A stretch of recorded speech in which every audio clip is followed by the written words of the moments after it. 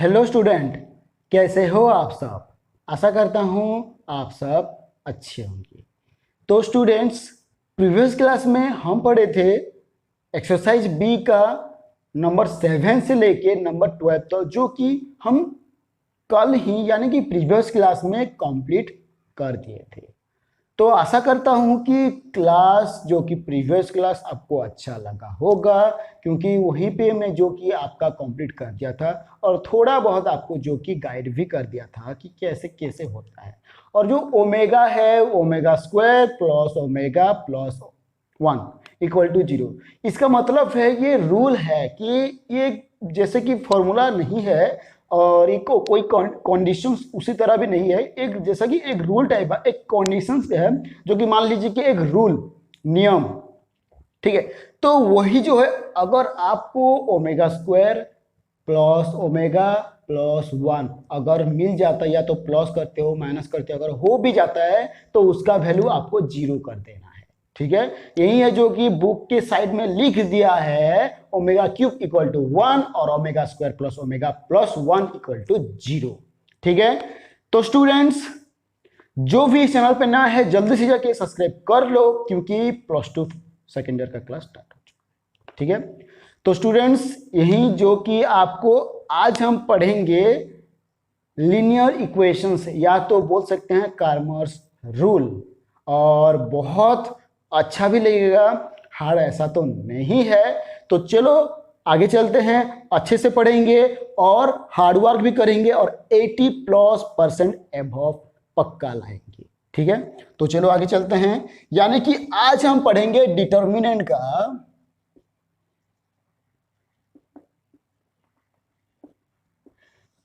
ठीक है। तो आज हम पढ़ेंगे लीनियर इक्वेशंस।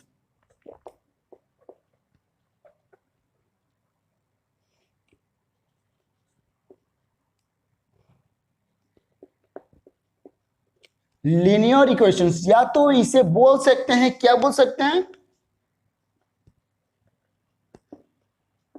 कार्मर्स रूल। और ये बहुत इंपॉर्टेंट भी है, एग्जाम में भी ये आता है।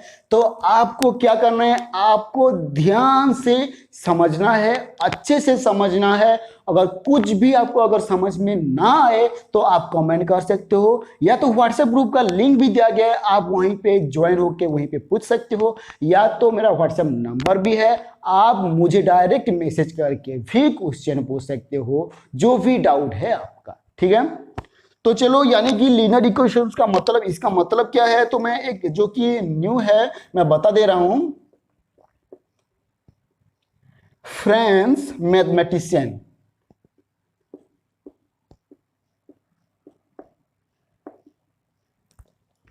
French mathematician Gabriel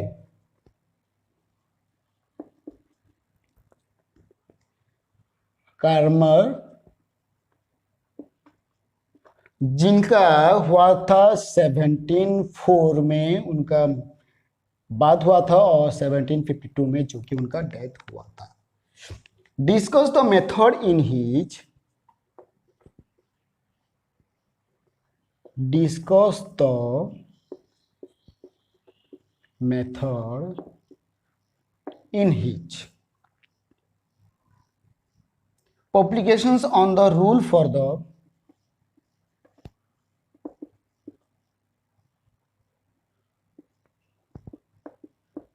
publications on the rule for the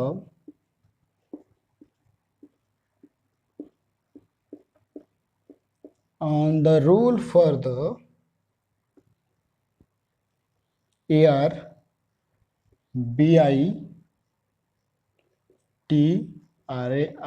arbitrary number of unknowns, number of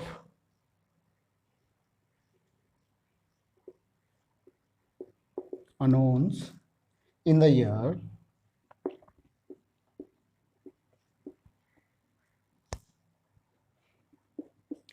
1750, ठीक है। तो ये जो कि थोड़ा बहुत इंपॉर्टेंट है, क्योंकि क्वेश्चन, शॉर्ट क्वेश्चन भी आ सकता है, ठीक है। यही, और ये तो क्वेश्चन पक्का आता ही आता है, मतलब शॉर्ट क्वेश्चन जो कि आपको बुक का सब कुछ पढ़ना पड़ेगा अच्छे से, जो कि शॉर्ट क्वेश्चन भी आए या लॉन्ग क्वेश्चन भी है, आपको पूरा सब कुछ सही करना है, राइट करना है, ठीक है। तो अगर सब कुछ पढ़ोगे तभी आपको पता चलेगा कि हाँ शॉर्ट क्वेश्चन आएगा कि नहीं आएगा। स्टूडेंट्स आज तो बहुत गर्मी है, कोई बात नहीं, गर्मी को छोड़ो, गोली मारो, हम तो ध्यान देंगे इसी के ऊपर, क्योंकि हमें लाना है 80+ एबव, ठीक है। तो चलो मैं बता देता हूं, यानी कि फ्रांस का मैथमेटिशियन कौन है? गैब्रियल कार्मर्स, जो कि कार्मर्स रूल के नाम से जाना जाता है, गैब्रियल कार्मर्स, ठीक है। 1704 यानी कि 1704 यानी कि 1704 से जो कि उनका बाद हुआ था और उनका डेथ हुआ था 1752 में। डिस्कस द, यानी कि उसी साइड में क्या किए थे हम? Discuss the method in his publications. उनका पब्लिकेशन जब होना था तो तब डिस्कस किया गया था क्या? मेथड। किस मेथड की बात किया जा रहा है? कार्मर्स मेथड की बात किया जा रहा है, ठीक है। ऑन द रूल का for the arbitrary number of unknowns in the year 1750, यानी कि 1750 में उनके हिसाब से जो कि पब्लिकेशंस किया गया था, कार्मर्स रूल के ऊपर डिस्कशंस किया जाता था, जो कि अननोन नंबर था, ठीक है, जो कि अननोन नंबर था। तो हम यहीं पे जो कि दो चीजें सीखेंगे, क्या क्या? System of equations up to unknown values of two unknown values, ठीक है, ये हो गया एक। और एक एक्स्ट्रा सीखना है हमें, सिस्टम ऑफ इक्वेशंस, जो कि कार्मर्स रूल यूज होता है, ठीक है, वहीं पे जो कि कार्मर्स रूल यूज होता है, ऑफ 3 अननोन वैल्यूज, ठीक है। तो ये तो रिलेटेड है, यानी कि 2 अननोन वेरिएबल, यानी कि इसका मतलब है 2 × 2 ऑर्डर्स, और 3 अननोन वेरिएबल इसका मतलब है 3 × 3 ऑर्डर्स, जो कि हमें ये सीखना पड़ेगा। और ये अगर ये दोनों सीख गए तो हम एक्सरसाइज का एक नंबर 1 और नंबर 2 कंप्लीट कर देंगे, कुछ भी नहीं है। आगे जो है थोड़ा बहुत थ्योरी जैसा है और थोड़ा बहुत जो कि मैथ जैसा है, यानी कि एल्जेब्रिक मैथ जैसा है, जो कि हम उसी को करेंगे। पहले तो इसे करते हैं, फिर बाद में हम उसी को करेंगे, और उसी को भी अच्छे से करेंगे, अच्छे से करना पड़ेगा हमें, ठीक है। तो स्टूडेंट्स यहीं पे जो कि 2 थ्योरम है, जो कि पहला वाला जो कि यहीं पे यूज होता है, और सेकेंड वाला जो कि यहीं पे यूज होता है थ्योरम 2 जो कि 3 में यूज होता है, और थ्योरम 1 जो कि ऊपर वाला यानी कि 2 में यूज होता है। सिर्फ 2 थ्योरम है, तो कोई टेंशन नहीं है। थ्योरम आप यूज, यानी कि थ्योरम आप याद करो या ना करो कोई प्रॉब्लम नहीं, आप खुद ब खुद याद कर लोगे, जस्ट प्रैक्टिस करना है आपको। चलो प्रैक्टिस कर लेते हैं, यानी कि चलो आगे चलते हैं, क्या क्या है क्या क्या नहीं है और क्या क्या सीखना बाकी है, ठीक है। तो मैं ये मिटा दे रहा हूं, ठीक है, मैं ये मिटा दे रहा हूं, ठीक है।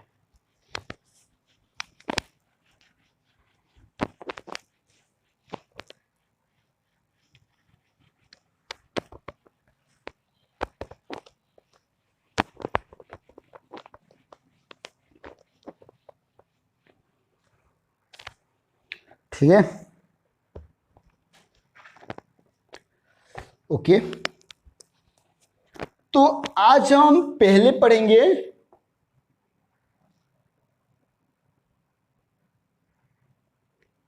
थ्योरम 1 पढ़ेंगे आज हम पहले, जो कि कार्मर्स रूल यूज होता है, यानी कि ये कार्मर्स रूल यूज होता है, कैसे यूज होता है यही सब देखेंगे, और एक प्रैक्टिस भी करेंगे, यानी कि एक इलस्ट्रेशन भी करेंगे कि कैसे यूज होता है, आपको पता चल जाएगा।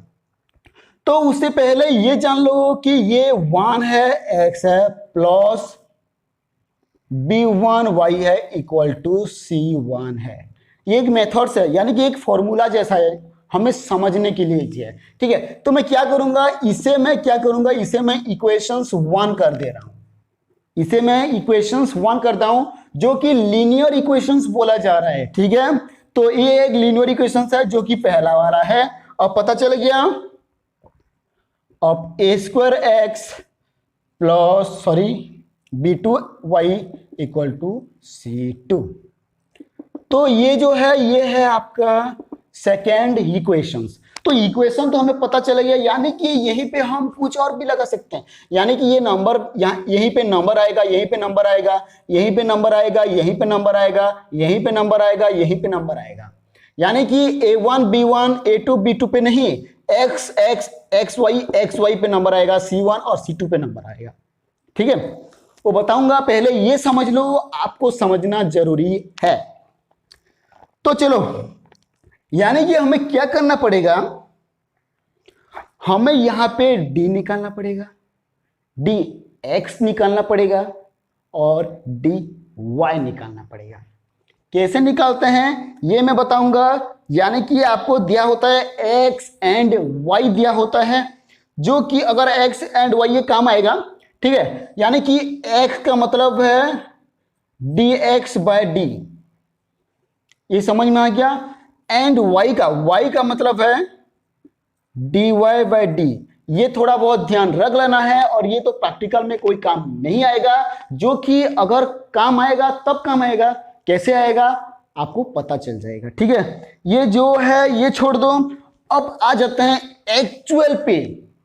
ये छोड़ दो, ऊपर वाला ये छोड़ दो और ये छोड़ दो। अब आ जाते हैं एक्चुअल पे। हमें चाहिए होता है यहाँ पे d चाहिए होता है, और चाहिए पड़ता है dx, और चाहिए पड़ता है dy। ठीक है, तो हमें dx और dy करना पड़ता है। तो ये x जो है ना, हमें इसका वैल्यू निकालना पड़ता है। तो इसका फॉर्मूला जो है dx बाय डी, तो हमें dx निकालना पड़ेगा। अब समझ में आ गया क्यों यूज होता है, कैसे यूज होता है, पता चल गया। वेरी गुड, अब पता भी चलना चाहिए। यानी कि हमें x का जो कि ये एक फॉर्मूला है, ये फॉर्मूला बोल सकता हूं। ठीक है, यानी कि x का वैल्यू निकालना पड़ेगा। अगर x का वैल्यू निकालेंगे, लेकिन निकालने के लिए dx चाहिए, यानी कि dx चाहिए। लेकिन dx कैसे निकालते हैं मुझे पता नहीं है, बताऊंगा, वेट एंड वॉच। ठीक है, तो d भी निकालना पड़ेगा। हमें तो यही कहीं पे दिया ही नहीं है कि d निकालो, यानी कि d दिया है इतना बोल के, हमें नहीं दिया है d।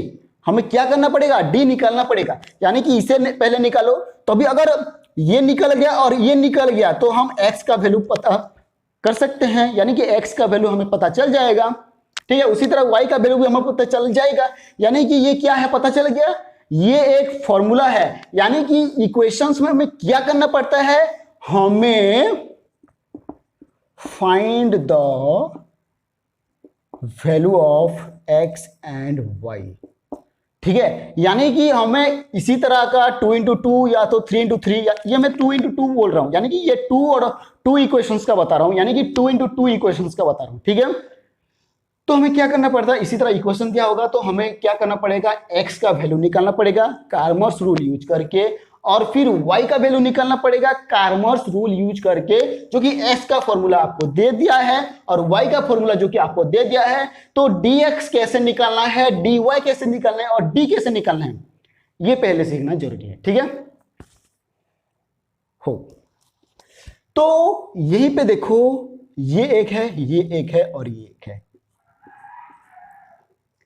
इसी को लेके जो कि हमें करना है, मैं एक मतलब प्रैक्टिकल कर दूंगा तो आपको पूरा समझ में आ जाएगा। ठीक है, ये एक नंबर है मान लीजिए, तो उसी के हिसाब से जो कि आपको करना है, तो d कैसे निकालना है, d कैसे निकालना है, a1 b1 a2 b2।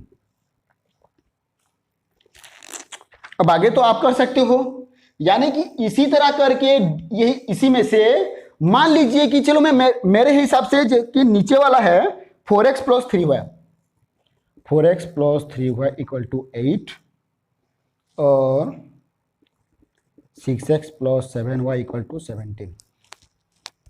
ठीक है, तो मैं d का थोड़ा बता दे रहा हूं, d का बता दे रहा हूं। ठीक है, तो यहीं पे A1 क्या है, ये है A1 और ये है A2 और ये है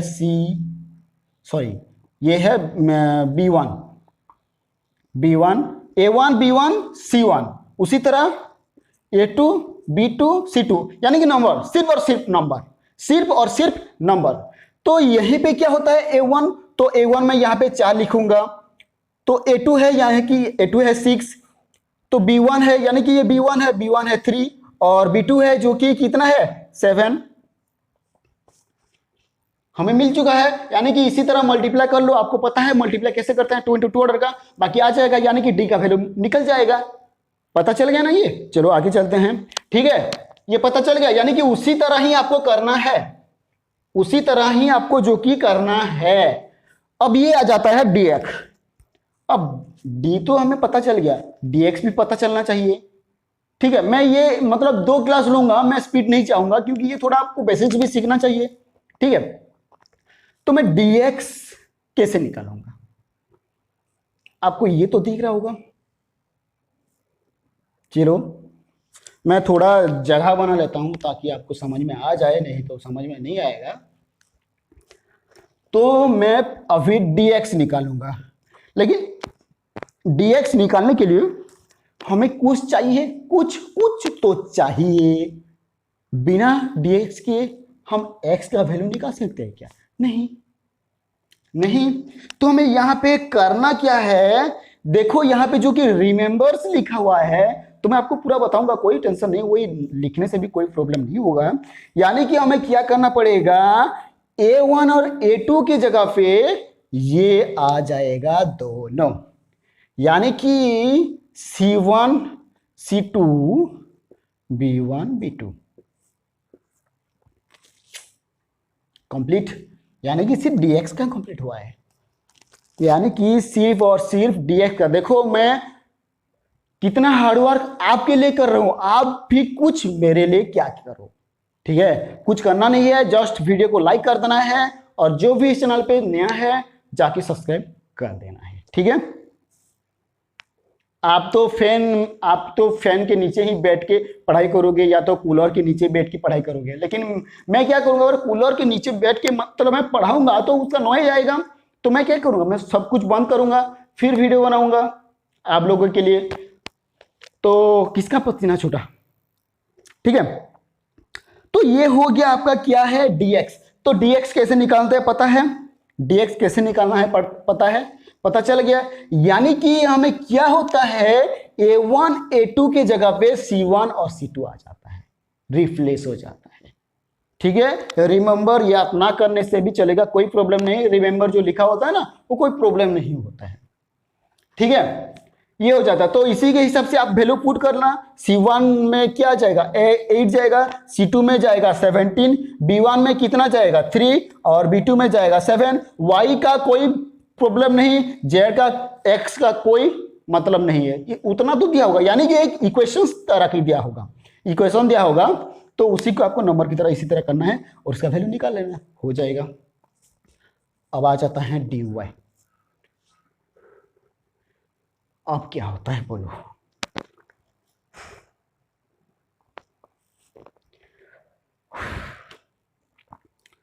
अब क्या आता है बोलो, यानी कि कुछ नहीं होता है, A1 C1 A2 C2 इतना क्लोज।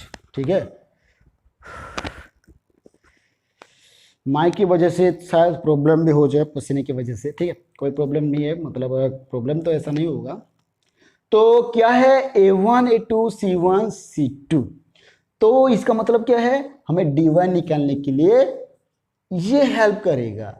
क्या dy निकालने के लिए ये हेल्प करेगा, किस तरह आपको पता चल गया, इस तरह। तो ये इन तीनों को और ये फॉर्मूला को आपको याद कर लेना है अपने माइंड में। ठीक है, अपने माइंड में, मन में नहीं, अपने माइंड में याद कर लेना है, ताकि जब भी आपको कोई काम आए आप फट से याद कर दो।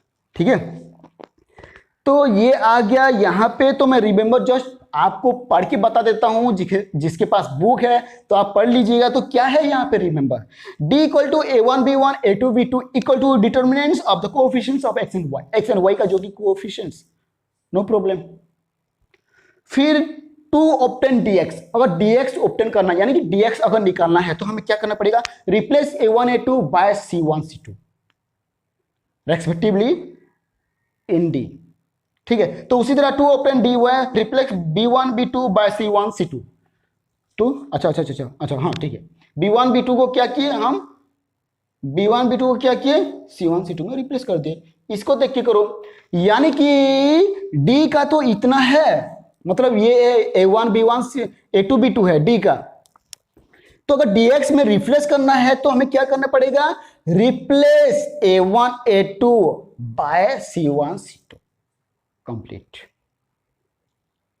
ये समझ में आ गया, समझ में आ गया होगा। थोड़ा ज्यादा बोल दिया हूं तो आप उसको माइंड मत कीजिएगा, आप पहले यहां पे ध्यान दीजिएगा। ठीक है, मैं ज्यादा कोई नहीं बताया हूं, ये एक इक्वेशंस है, ये एक फॉर्मूला है, यानी कि x कैसे निकालना है वैल्यू, y कैसे निकालना है वैल्यू, फॉर्मूला है।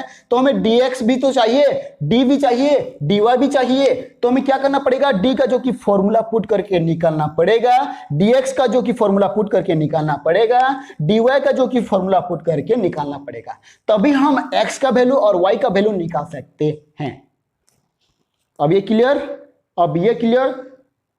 ठीक है, मैं आज कम ही पढ़ाऊंगा, यानी कि ज्यादा नहीं पढ़ाऊंगा, क्योंकि ये स्टार्टिंग से कामर्स का तो थोड़ा बहुत तो कम ही होना चाहिए। ठीक है, तो ये हो गया कंप्लीट। अब ये होगा, क्या कंप्लीट हुआ है, कुछ कंप्लीट नहीं हुआ है। तो अब आपको ये जो कि हो गया है dy पे आ जाते हैं। तो अगर देखो यहाँ पे क्या हुआ है, A1 A2 B1 B2 क्या हुआ है, रिप्लेस हो गया है। तो पहले क्या हुआ था, dx में A1 A2 रिप्लेस हो गया था C1 C2 से, लेकिन जब dy की बात आता है तो B1 B2 रिप्लेस हो जाता है C1 C2 पे। यही है फॉर्मूला, याद करना नहीं है, रट्टा मारना नहीं है, बार बार लिखना भी जरूरत नहीं है, जस्ट प्रैक्टिस करो और याद हो जाएगा।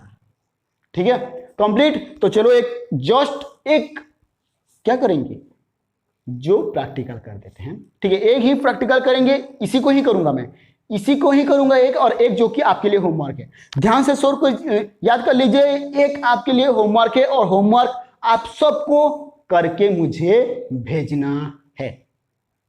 ठीक है, जो भी पहले होमवर्क करके भेजेगा मैं उसका नाम अनाउंस करूंगा, यानी कि जितने भी स्टूडेंट्स होमवर्क करके भेजेंगे मैं सभी का नाम अनाउंस करूंगा। लेकिन पहला सेकेंड थर्ड जो है होते हैं ना, प्रीफर किया जाता है। ठीक है, क्लियर है ना, वेरी गुड। अब ये तो क्लियर हुआ होगा, यानी कि थोड़ा टाइम ले लिया, मेरा भी थोड़ा टाइम ले लिया है। ठीक है, तो आ जाते हैं, तो अब आ जाते हैं किसके ऊपर, इलस्ट्रेशंस 15 के ऊपर। तो नेक्स्ट क्लास पे मैं नहीं, चलो मैं एक ही बताऊंगा, इलस्ट्रेशंस 15, जो कि एग्जाम्पल की तौर पर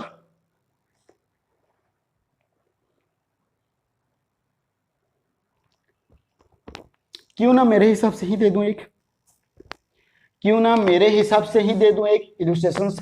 नेक्स्ट क्लास में आपको मैं बता दूंगा। ठीक है, और बता भी दूं तो चलेगा यार, चलो मैं बता देता हूं, चलो मैं इलस्ट्रेशंस पूरा ही आपको बता देता हूं, और मैं जो कि आपको होगा तो होमवर्क दे दिया करूंगा एक दो। तो 4x + 3y = 8, और ये है 6x + 7y = 17। ठीक है,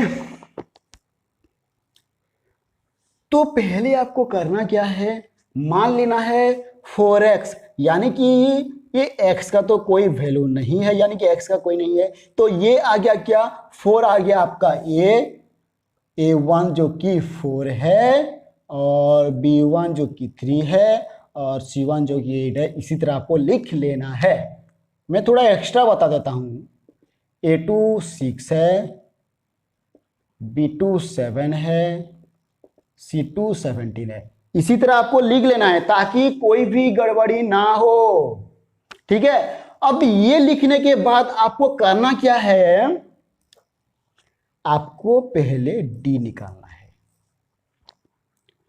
तो D का फॉर्मूला कह रहा है A1 B1 A2 B2।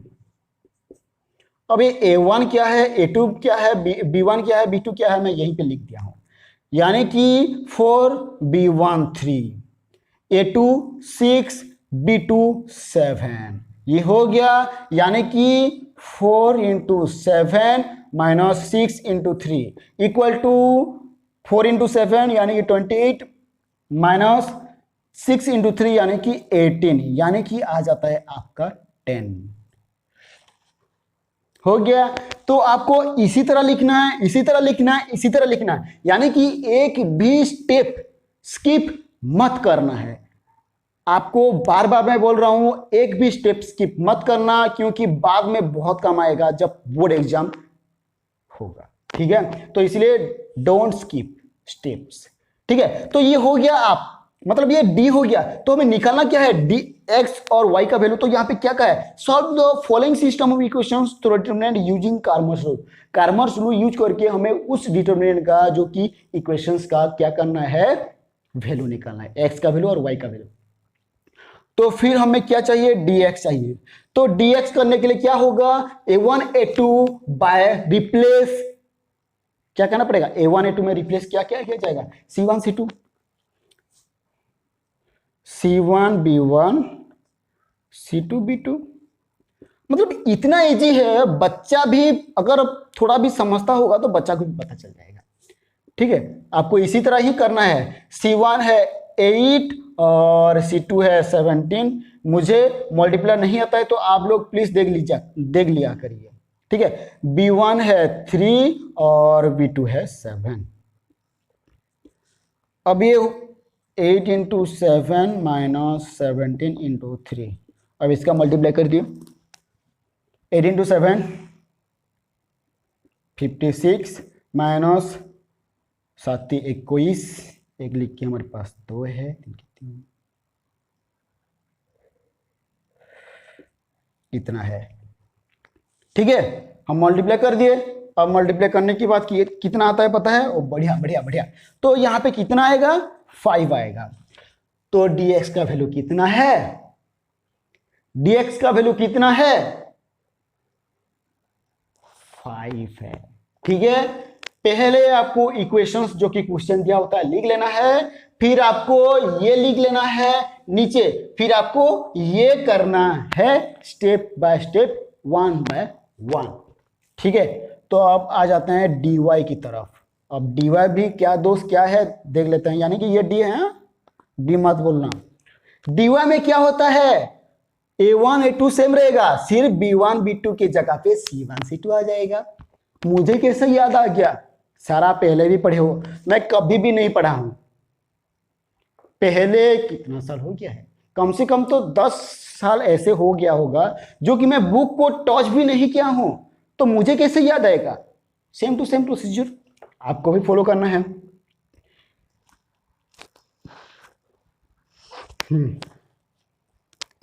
ठीक है, यानी कि आपको a1 a2 c1 c2, यही है ना फॉर्मूला, रॉन्ग है क्या, नहीं है रॉन्ग। देखो सब कुछ अलग होगा। वेरी गुड वेरी गुड, याद आ रहा है, याद आ रहा है, याद आ रहा है। तो a1 क्या है, 4 और 6, यानी कि a1 a2 4 और 6, a2 6 है। अब c1 c2, c1 कितना है पता है 8 और c2 कितना है पता है 17। तो यानी कि 4 into 17 minus 6 into 8 equal to,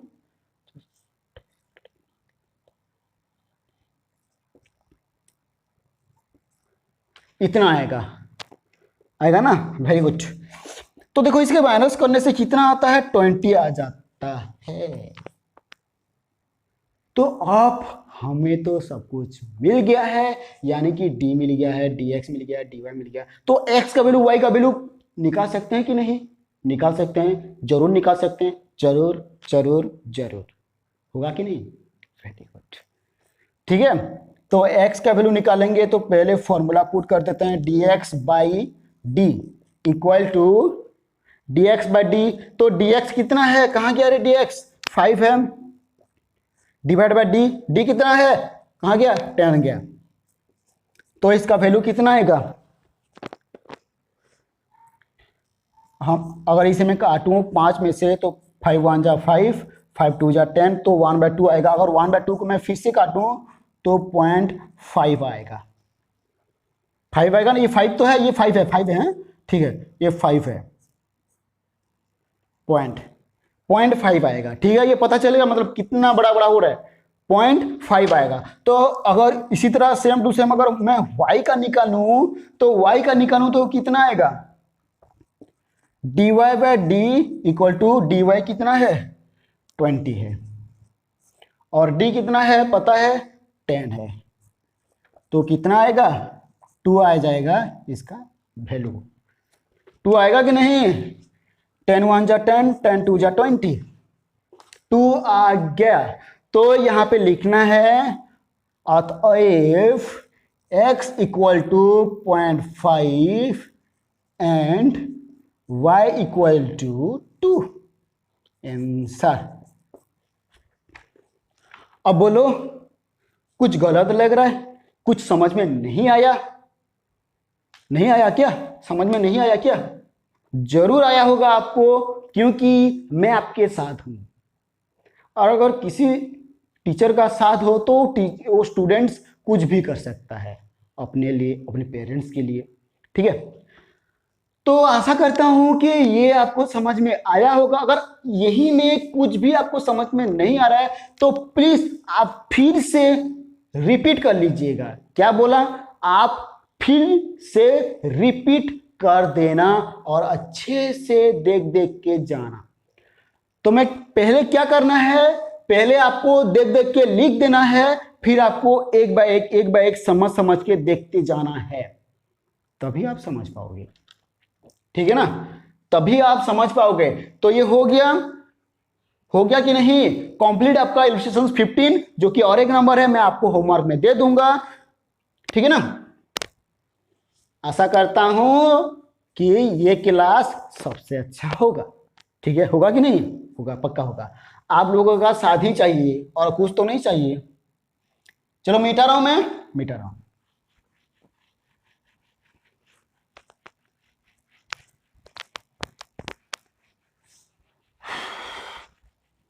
अब पता चल गया कैसे करना है, कैसे नहीं करना है। Very good. ठीक है, मुझे तो हाँ सुनाई भी दे रहा है, कोई एक बोल रहा है सर पक्का मुझे पता चल रहा है, मुझे पता चल गया। तो इसी तरह कमेंट आना चाहिए, पता चल गया सर, बहुत बढ़िया सर, एक्सीलेंट। इसी तरह ही कमेंट आना चाहिए, मतलब अच्छा लगना चाहिए आप सबको। और ऊपर ऊपर से कोई मत बोलना करो।